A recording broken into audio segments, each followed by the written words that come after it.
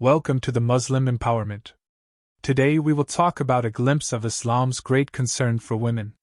When the religion of Islam was revealed to the Prophet, it was the custom of the people of the pre-Islamic era to hate and detest women. Allah, the Exalted, says what means, and when one of them is informed of the birth of a female, his face becomes dark, and he suppresses grief. They disdained the infant girl and would bury her alive. Islam prohibited this and insisted that she be exalted and maintained with dignity. Allah, the Almighty, says what means, and when the girl who was buried alive is asked, for what sin she was killed.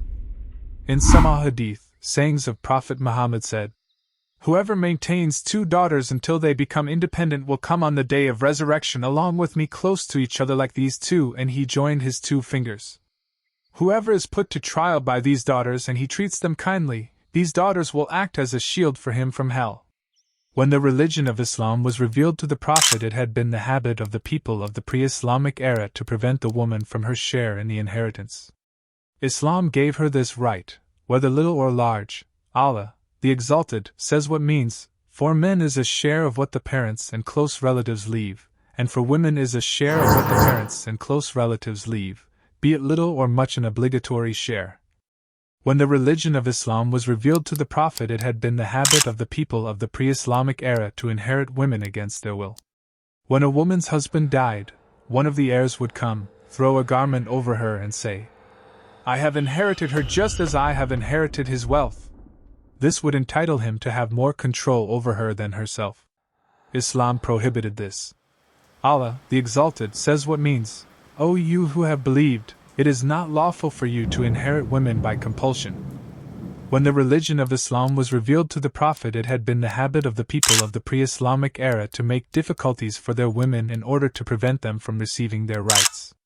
A man would prevent his divorcee from remarrying until she had returned everything he had spent on her.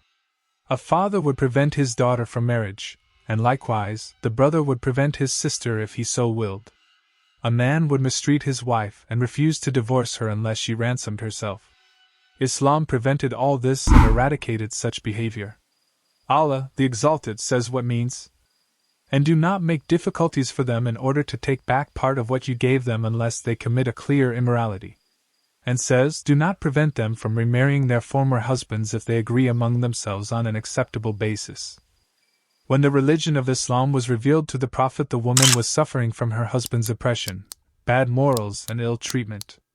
Islam prohibited this and commanded the husband to treat her just as he would like her to treat him. Allah, the Exalted, says what means, "And live with them in kindness. And do to the wives as similar to what is expected of them, according to what is reasonable."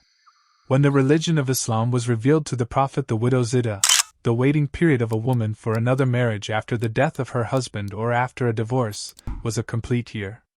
Islam lessened it to just a third. Allah, the Exalted, says what means, "And those who are taken in death among you and leave wives behind, they, the wives, shall wait 4 months and 10 days. Islam instructed that women should be treated with kindness. In a hadith, the Prophet said, "Be kind to women." It also forbade one to hate his believing wife. The Prophet said, "A believing man should not hate a believing woman. If he dislikes one of her characteristics, he would like another one. The best of you are those who are the kindest to their wives. This life is enjoyment, and the best of its enjoyment is a righteous wife." While indicating the characteristics of the righteous wife, the Prophet said, "She is the wife who pleases her husband when he looks at her, obeys him when he commands her, and safeguards his honor and wealth when he is not present."